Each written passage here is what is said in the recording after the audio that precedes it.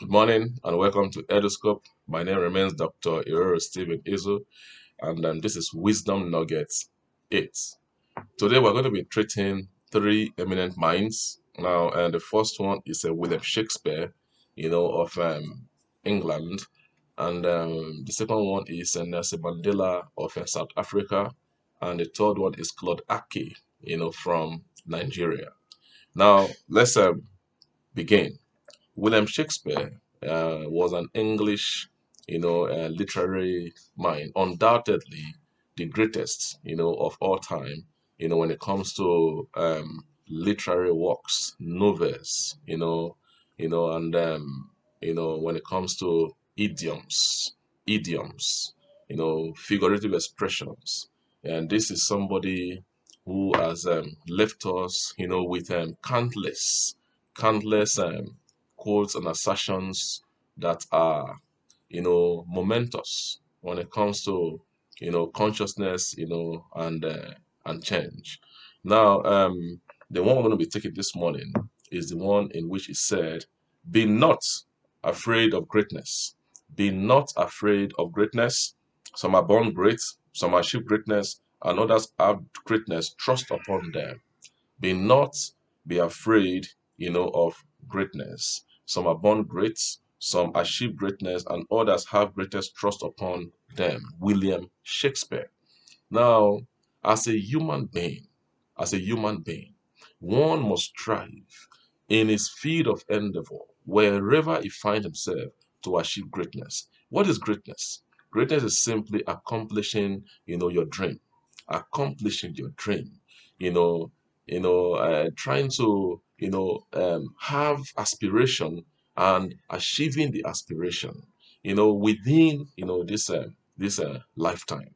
Now, one, can be great, when one is committed, is dedicated, is disciplined. Now, William Shakespeare is telling us that we should not be afraid, of greatness. That is, what I want to even bring out in this quote this morning. We should not be afraid of greatness.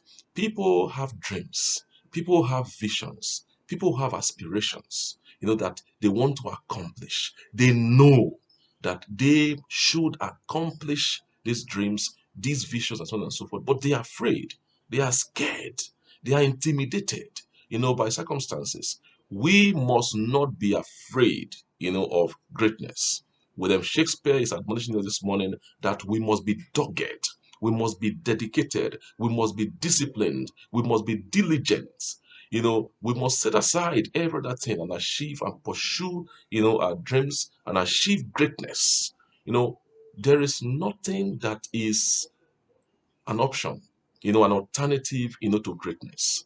Greatness is the only option that we must focus on in achieving in every area we find ourselves, in every area we find ourselves, in our business, in our education, in our vocation, in whatsoever occupation we find ourselves. When the scripture say that we should not be afraid, of greatness. As far as you are doing something that is not criminal, that is not immoral, that is not illegal.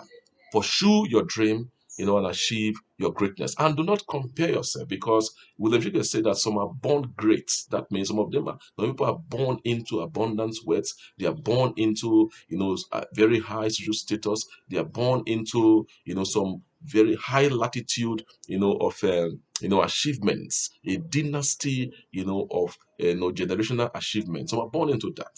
Some achieve greatness. Some have greatness thrust upon them. Let us strive, to achieve greatness, and as we do, let us always remember, that God is the one that gives us the grace, to pursue our dreams and accomplish, our dreams. The second quote we're going to be taking this morning, is from Nelson Mandela. Nelson Mandela, was is somebody who needs no introduction, because he has become a metaphor, for resilience, a metaphor, for compassion, a metaphor, for sacrifice, and so on and so forth. He was a South African, and the first black president, of South Africa. He said, and I quote, "Overcoming poverty is not a gesture of charity. It is an act of justice. It is the protection of a fundamental human right, the right to dignity and a decent life." Now, often our leaders will say that we're going to end poverty. In short, it's one of the 8 points one of the 8 points in President Tinubu's agenda, ending poverty. Now, Nelson Mandela is reminding us this morning, reminding our leaders, reminding our for the citizens that ending poverty is not a gesture of charity; it's a duty because it's justice. Now, we live in a country where many people are very poor. Many people are poor. And this is not a statement of speculation. It's a statement of statistical facts. That more than 130 million citizens of Nigeria are living below the poverty line, meaning that they cannot boast of $2 per day. $2, per day of their own. So, when people are poor, they can easily be used, as instruments for brigandage, instruments for brinksmanship, instruments for destruction, and vagabondage. Now, nobody really wants to be subjected to be used as a this instrument of sabotage. No, people want to live decent life. People want to be honorable. People want to be seen to be dignified. But when they are thrust into this extreme, the extreme circumstance, of poverty, they must survive. They must look for means, for survival. So government has been thrust upon with the responsibility of ensuring that poverty becomes something that is extinct, that goes into extinction, that does not exist anymore. People should people have the fundamental human right to live decently. To live decently. People don't want to be say they are the richest men in Nigeria, richest men in Africa, richest women in the world. No. What people are looking for is just a modicum of you know socio-economic upliftments from that dungeon, that dragnet, that monacle, of poverty.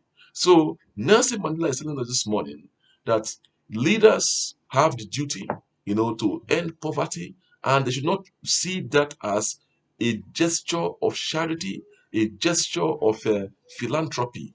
It is a duty that they owe to society, to the citizens, and so on and so forth. That is Nelson Mandela, for you, a man that is among men.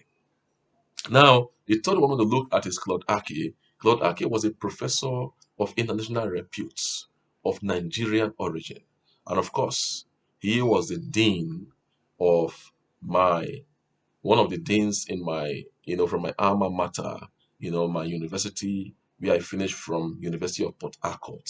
He was our dean, the dean of the Faculty of Social Sciences. And of course, he was from my department, as well.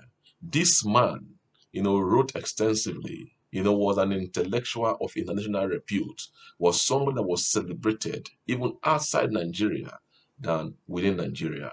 Claude Ake, is somebody that words are inadequate, to explain the kind of enigmatic personality he embodied, when he was alive. Now, in one of his books, Democracy and Development, he asserted that the assumption so readily made that there has been failure of development is misleading.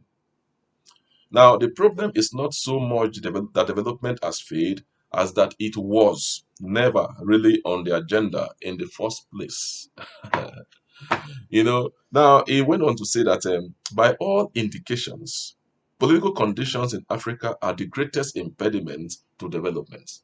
Now, Klodake is saying that we often talk about the fact that development has failed, that development has failed, that that we have not been able to achieve development. He is saying that that assumption, that is an assumption, and that assumption is misleading. That it is not as if development has really failed in Nigeria, in Africa. That the truth is that development has never really been on the agenda, of our leaders. Yes. Now they may say it that, we are going to achieve development, but now development is something that takes now. Now I often say that development does not happen by magic or by miracle. Development is not accidental. Development is a conscious, deliberate, direct, systematic, and logical process by which a people are removed from unfavorable circumstances and put in favorable circumstances. It takes conscious effort. So Claude Ake is saying that it's not as if development has failed, but that our leaders have never even thought of putting it on the agenda. That they only say it for purpose of scoring cheap political points, not for purpose of operationalizing or materializing developments. Development is a beautiful thing. But leaders must understand the fact that development does not happen by accident. It happens by a deliberate effort, to pull society, from that state of darkness, to light. Even in our individual life, we must understand the fact that it's not by wishing that we accomplish things, it's by working. We don't wish, we work. We don't wish, we work. So we must aspire, but we must also perspire. We must aspire, we must also perspire. We must not just, have these beautiful dreams, but we must be ready, to pay the price to accomplish these beautiful dreams. Claudake was somebody that was so immense, so enigmatic. Thank you this morning, for your time. I believe we'll keep improving, ourselves, as and you do well to subscribe to our YouTube channel so that you can be getting updates, as they are uploaded. I remain Dr.